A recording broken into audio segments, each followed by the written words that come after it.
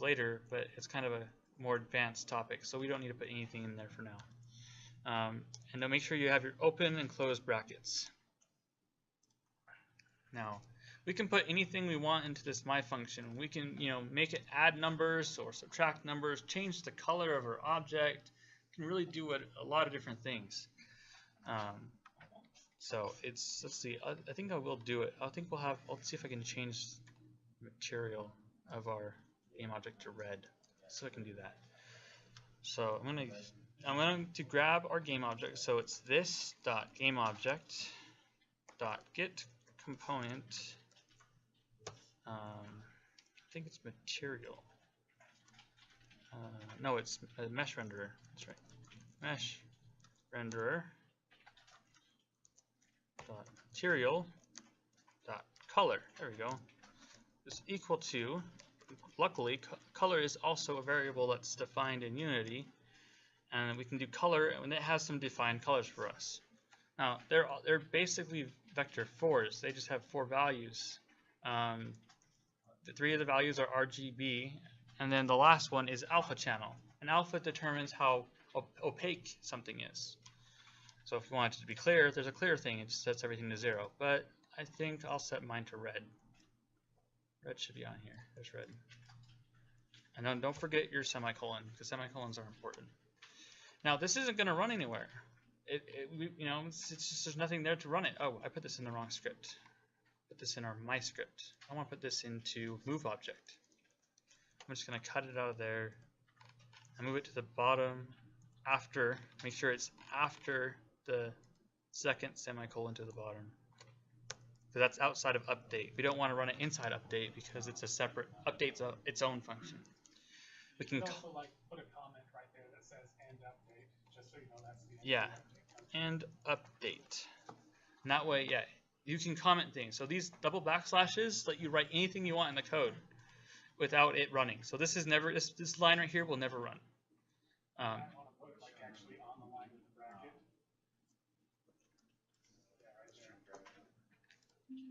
That way you can tell which bracket is the end of the bracket. And then I want to make another if statement to change my color to red. So I'm going to grab if input get key down, and I'm going to put this in update. And when you press R, I'm going to delete this line and then call my function. And what that's going to do is that's just going to call this line down here. And this is nice because if we wanted to add a whole bunch of commands down here and we didn't want to write it out for each time we press up, down, left, right, etc., etc., you can just call this. And it will run everything you write into here. So let's just see what happens. You guys ready?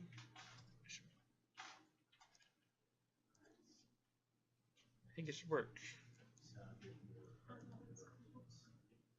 Yep. So it's red now. And you know what's even fun? You can do random. So if we wanted to randomize the color that it was going to do, we can call it random. We can set up some variables to do random stuff. Did you need me to wait? Okay. Cool. Okay. Unity has a fun thing that lets you select a random range. So I'm going to create an integer variable at the top here. We're gonna do private this time because I don't want anyone else to edit this after I call it. So private int random color is equal to let's see, maybe we don't want to make an int. Yeah, we'll make an int. Just make it 0. Equal to 0, and don't forget the semicolon. Okay, and then I'm going to do down here rand, let's see, no, random dot range, and I'm going to put numbers in here. So I'm going to do 1, 10, I think. You can go to 255. I'm going to do 1 and 255. And then I also have to make sure that my random color is equal to that random range. So random color is equal to random range. Make sure it's spelled the same as the random color you wrote up here. So it needs to be the same name and the same capitals and lowercase and everything. So every time I call my function, it's going to get a random number between 1 and 255 and then set it to random color. So I might need more than one random color, but for now we'll just do one and see. It should give you guys a good example. So we have to change that, and we're going to say new color, and then we're going to do open close parentheses, and then we need to put 4 numbers in here. So we're going to say random color, comma, random color,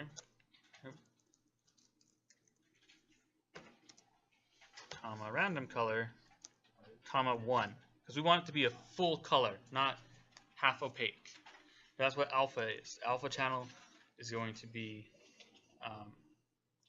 the last thing in here. So every time we call my function, it's going to get a random number between 1 and 255 and spit it into our new color. This is just going to make it the various shades of gray, though. It is? Oh. Yeah, watch. Okay. Thank you.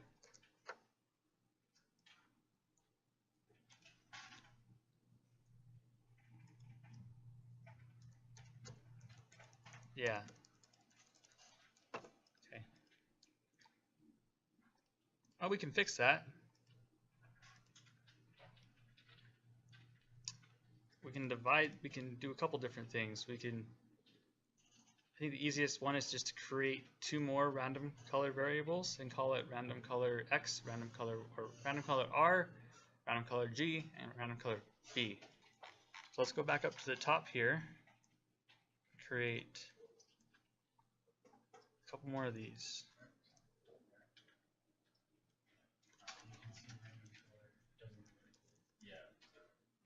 That's all 3 we need. So X, Y, or no, R, I said RGB. R, G, G, and B. Go down here. It's red now because we changed the name, so now this is R. Copy this line. G, 2 more times. G, B, and make sure to update R, G, B.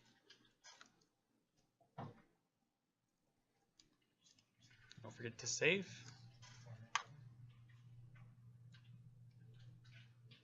Alright, now it's going to make 3 random numbers and spit them out.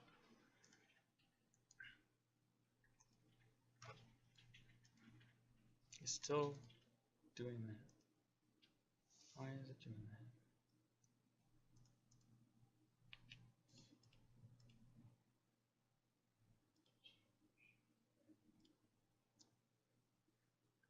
We need to do, it might just be float numbers. It might be just 1 to 0. Let's see. I'm going to try changing these to floats instead. Because it might just be 1 through 0.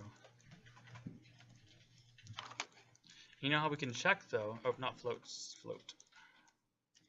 We can check by selecting color and control quote. And look inside color. Yep, it takes 1s through 0, not 255. I had that wrong. 0, 1, and it's still int. That might need to be updated. It should still be fine. 0. Do you have a question, Colin? No, I was just pulling this up, but you did it. Okay. 0.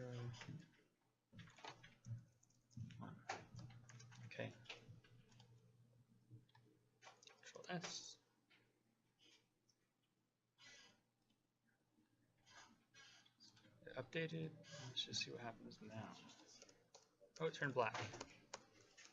And it's staying black. I think that's the random is the integer function. It's still integer? I think the random. This thing? Yeah. Yeah. Let's see what. Let's look at random.range. Let's see, control quote.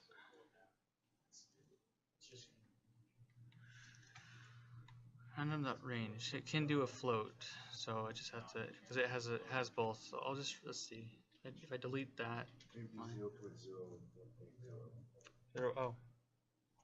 Oh, 0. You know what? I do need to write F after each one. That tells us it's a float, not a. There it goes. It switched it now. You want it to be a float because they're just integer values. No, they're float values. Are they? It's 0 through 1, so it needs to get numbers of value between 0 and 1. Is it working now? Yeah. Sweet.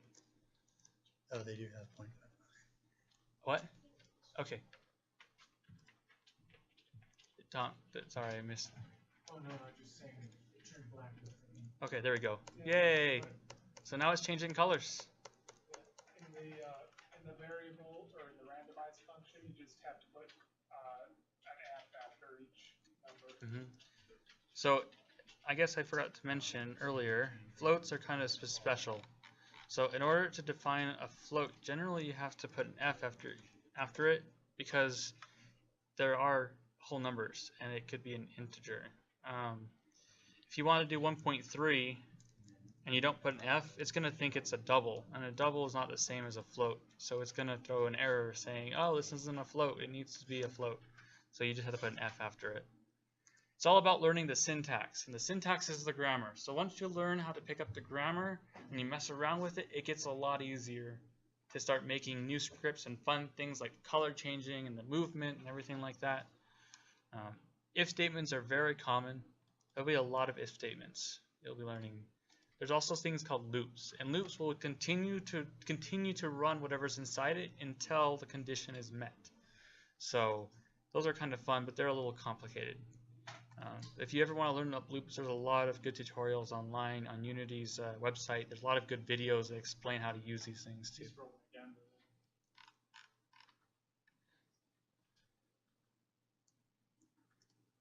But problems like this happen all the time where you think you can use an integer and then it needs a float and you're like, why am I doing wrong? What am I doing wrong? It is very much having to do a little bit of research at the same time. Luckily, Unity is wonderful at it. It has all their documentation is very thorough. So they usually give you examples on how to use things, and if they don't give you examples, other people have messed around with Unity enough that they can help. A lot of people online can. Your question has probably already been answered online. Right. Well, that's basically all I had for tonight. Does anyone have any questions or comments? Anything that they have questions about, like games? Yeah? Cool. I have a question. Yep. Yes. So if you're good at English grammar, is that going to be good at Unity grammar? C#? A little bit, but not specifically. Like, it helps because a lot of people write, at least in like the English definitions of C#, they write the functions and the names in English, so that helps write the rest of it, but it's not going to be completely the same. Can you scroll into the right? The right? Yeah. Oh. You cut off the end of your line. Yeah, sorry. It's a. There's that.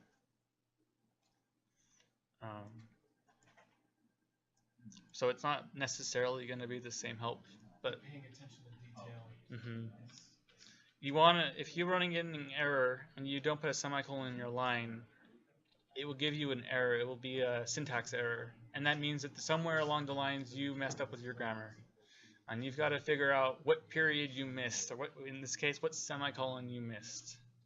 Semicolons are kind of like periods, I guess, at the end of a sentence. So, yeah. That's the intro to scripting. That's kind of what gets you started in getting things to move and to start spawning projectiles. I mean, we didn't really get into that today, but It's very similar. If you press a button, there's a keyword called instantiate, and that just creates an object at a certain location. And if you look up instantiate on Unity's documentation, it will tell you everything it needs in order to run properly. It won't necessarily move anything. In that case, you actually have to make sure that you add a rigid body to whatever you're instantiating. This script is literally just on this object, but if I wanted to control a different object that wasn't attached to this script, I'd have to create a variable called a game object. So if I wanted to control something else, I create a public game object. I give it a name. Let's see, what am I going to call it? Player. And so now I have an empty game object, and what's cool about this is in my inspector, on the object here, there's an empty spot for me to put a game object. So I can go select the player object, which I don't think there's anything in there right now, but I can assign it there. And now I can tell it, oh, move the player's rigid body or move the other rigid body instead of this rigid body. It's because this rigid body is only going to move this, but the other, if I wanted to move this one, I'd have to tell it how to do that or where to find it. And that's why that's useful, is why to create empty game objects in your scripts. But yeah. I don't have much else. Yeah. Do you always use a rigid body, or do you ever use the character controller? It's not recommended to use the character controller very much. Like, you can, but it's... Since I can't think of stuff. Yeah, that's funny. But I mean, it's there because it's easy, right? It's there because it's ready for you to use. If you want custom controls and you want your guys to move at specific speeds and stuff, I mean, specific ways, or if you want to script in actions that the character controller can't do, then you can't do them. You have to. One of the big differences is the character controller doesn't use a rigid body, which means it doesn't use physics. So if you want it to move like something normally physically would, you're going to have to script all of that information yourself. Whereas if you have a rigid body on something, then you can say, like, you know, add force to it, or tell it to go left and right like we did in the example there, or you can modify the intensity of the gravity, things like that. I mean, it's not wrong to use that layer controller. It's there to help you. If you can get it to work and it solves your needs, and you can use it. But it's also good if you wanted to use like the script built-in gravity system, like I showed you earlier. That needs a rigid body, and that will just do it automatically for you, so you don't have to tell it that it needs a downward force all the time. And that's a nice shortcut too. So it really just depends on the situation. Like, a lot of 2D platformers, you know, don't necessarily have to use rigid bodies, because a lot of that can be done with character controllers, and sometimes, you know, you might get a nicer feel with your character controller than you do with a rigid body. Rigid bodies, unless you've scripted the character's jump and everything to be pretty nice, they can tend to be kind of floaty, where you jump and you can float around before you actually sink back down to the ground. Character controllers, at least from what I've seen, you can get these nice kind of Mario-esque jumps on, but then you can't use some of the physics stuff because you don't have a rigid body. So it's all situational. Yeah. So I'm going to enable gravity. Forgot. Let's see, spacebar. If I enable gravity and press space a lot, you can see I move it. I'm fighting gravity now. It's kind of fun. And if you want to adjust those variables without actually like writing I'll do that. I'll make a new a float, make it public float called speed or intensity. Actually, intensity makes more sense. Intensity. And then set it equal to I don't know, 5. I can multiply left by my intensity, and yeah. Oh, where'd it go? I can actually multiply everything with my, 5, or no. I can either do times 5 or I can do times intensity. Making it times intensity lets, I mean, intensity is just the name I put in there, but this lets me modify outside of the script. So if I don't want to go back into the script and I want to adjust how fast something's moving, oops, multiply. It's nice because rather than having to go in and change all the 5s to some other number, you can just say, I'm going to modify the intensity variable, and everything that uses intensity will then be changed. So it's convenient. Cool. There we go. So now if I press spacebar, it should jump up a lot more. Yep, see, so now it's not, so I have to press it so hard. It's more like a jump now. And if I move and, oh, whoa, that's fun. I can, whee. That's the joy of, so you, in order to solve that, because you don't want it moving like that, you set constraints in the rigid body, which is another reason why it's nice to have rigid bodies. So if I don't want it to move its rotations at all, I can lock all the rotations, and then now it won't rotate when I jump. But the rotation was kind of fun, so we can mess around with that. So you can see you can jump forever though. Yeah. And that's it. I just change the intensity of the movement, and then like if you move left, it kind of just stops it. But if you want to stop the rotation, you can freeze the rotations on the rigid body. So it's under this little value called constraint. Here, let me camera. Let me zoom in.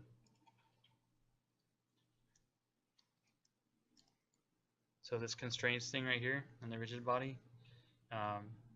You can also freeze the position. So if you don't want it to move in z-axis, so if you don't want it to move forward and back, you can freeze it. The problem is it's going to fight your controls because you're telling it to move back, and you also told it not to move back. So it's going to kind of be jittery a little bit if you do that. So you kind of want to be aware of what you're doing. If you want to limit an axis of movement, you want to do that in the script. Yeah. You don't want to tell it to do it and then limit it in somewhere else. You just kind of want to know, oh, from the get-go, this is how I want my object to move. And if you don't know yet, you can play around with it until you do know. And that will help you learn scripting too. Is just playing around with some stuff. Make something cool. You know, think if you have an idea for something. You want to do a quick ground check? You want to do a ground check? You can do it. I'm just saying we have time. Yeah, we got like another. I guess we have another hour, but I mean, yeah, I was planning on demoing for about an hour, so I'll let Colin do some stuff now. So, how are we guys doing? Do we have our cube jumping around and everything? Does anyone have not have jump? We're good. Really? I know you have issues. No, just kidding. I have so many issues, but not this issue. Okay. No, I know you're pretty sure you've got this stuff down.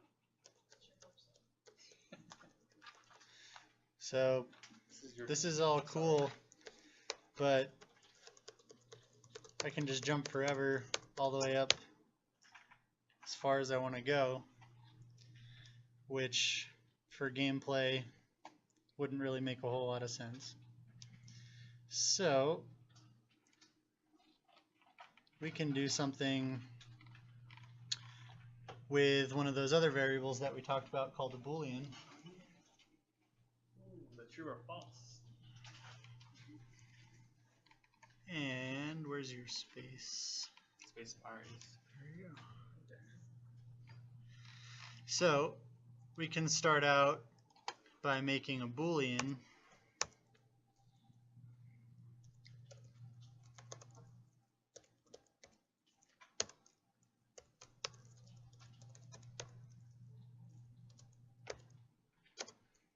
He names it is grounded because we want to know if the object is on the ground. Because if it is, then we want to let it jump. So jumping, the ability to jump should be true. And if it's not, it means that we're in the air, and then we don't want to jump again. So we'll set to false when it's not on the ground. So in update, I can check. You want to do that over the what was the space bar one? Yeah, but we want to check if it's colliding with that plane, right? That it is grounded. Yeah, but don't you do that in? Because if it isn't, then you want it only to limit the jumps. You only want it to limit this, not the left, right. Oh no, I wasn't going to limit everything. And then you also can do it in. You have to do it on collider. On collision ender. Right. I'll let you do it. I'll say. I turned my time working. No, that's fine. There is. Yeah, there's. Oh, yeah. Yeah. Yeah, you don't have to use any of Unity's built-in stuff. You want to write your own too. I don't know how to do that, but you can, which is wonderful. If you want to write your own physics stuff, you can hard code all of that by yourself and go at it. So one way that we could check if this cube is touching the ground, if we go into our Unity editor and we click on our ground plane here, you can see we have a little tag option. Right now it's untagged, and we have some pre-existing ones like player, main camera, so on and so forth, but we can also create our own. So if you click add a tag and you have this list here, Zoom in with the thing.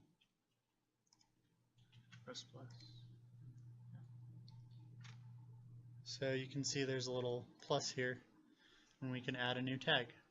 Does anyone not know where that menu is, the tag menu is? Good. Okay. So we can say ground. So we can take everything that we want to be our ground objects and tag them as ground. So we could go back to our plane here and find our ground tag that we just added into the list, and we'll select that, and now our plane is tagged as ground.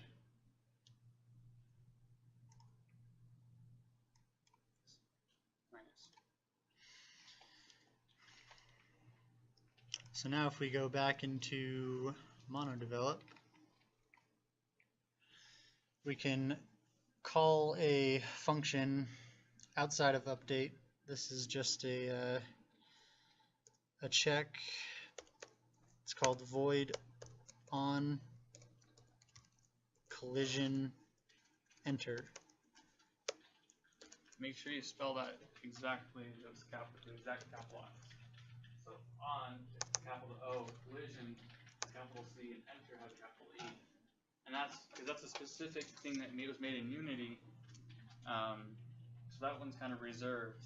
So that way you can use the specific one. So you can change that if you want to, but mostly you want to use what it has in there. And a lot of this is going to be learning some of these functions on your own by looking into the Unity documentation, because you can see as I started typing it, it didn't suggest anything. It doesn't know that I'm trying to write the on collision enter function. It doesn't have that autocomplete. Yeah, but if you press Control quote, there's a on collision enter function right here. So if you need to learn more about it, it's available for you. All good. Collider. Yeah. This function needs a special parameter. Actually needs collision. Collision. It needs to detect the collision that happened, and that's how it knows that it's on the ground. It's when it collides. When something collides, it's like, oh, something collided.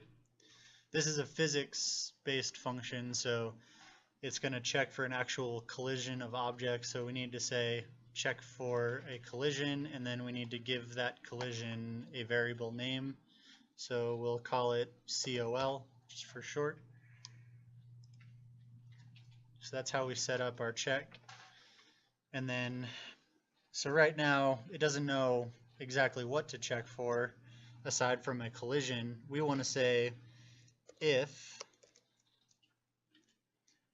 the colliding object collision, I guess. I don't know how he's. So if COL, which is our colliding object, dot game object dot tag is equal to, so we're Putting two equal signs. we're evaluating if that's true, so we have the double equal sign, is equal to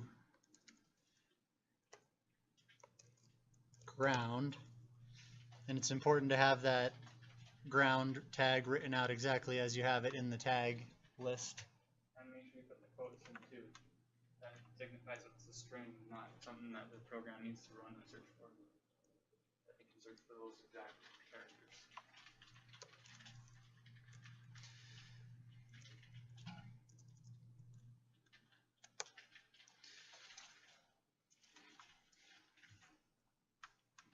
So we check if that colliding object is the ground, and then we are going to say is grounded, which is our Boolean variable that we set up a few minutes ago, is equal to true. And I use the single equal sign because we're assigning the value of true to that variable. We're not evaluating if it is true or not, or equal if it's equal to something. We're not checking to see if it's the same as, we're setting it to be true. So just something to remember. I can guarantee you'll make that mistake at some point and you'll say like, oh duh, yeah, I just have to have the double equal sign here or one equal sign, you know. But so basically that's just going to check that whenever our cube is touching the ground, our is grounded Boolean is going to be true. So now we can go back up to where we have our jump code. How did you define the variable at the top? I just made a private bool is grounded is equal to true. Everyone with me so far? Okay. So if we go down to our jumping code, so right now in update, whenever we press these buttons, we're going to be able to jump. That's why we can jump infinitely, because it's called every frame. So whenever we're pressing these, there's no limit to how many times we can jump. We want to limit our jumping code to specifically when we are grounded. So once we're in the air, we don't want to be able to jump. So what we'll do is we'll kind of wrap this jumping code into a check to see if the grounded Boolean is true. So outside of this, we'll go if is grounded. And another nice thing about Booleans is that I don't have to type out if is grounded is equal to true. That's one way to do it, and it's going to work just fine. But if I want to check if it's true, I can also just say if is grounded. And if I wanted to check if it's not grounded, instead of typing if is grounded is not equal to true or is equal to false, I can say if not is grounded. Yeah, and that's done by an exclamation point. Just something to keep in mind. It can save you a little bit of time. But so if is grounded, and I'm going to add my curly brace, and then I'm going to go down after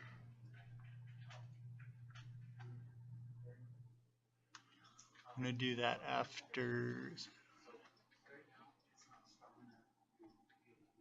my jumping code here, and I'm going to add in the ending curly brace. So that's going to encapsulate this jumping code in this if statement. So we can only jump if we're grounded. And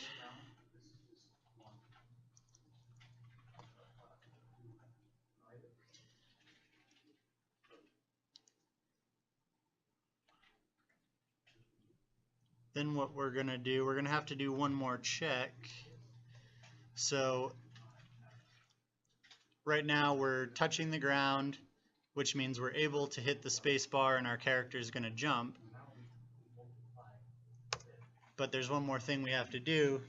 So when we actually jump, we want to set that Boolean is grounded to false because we're in the air.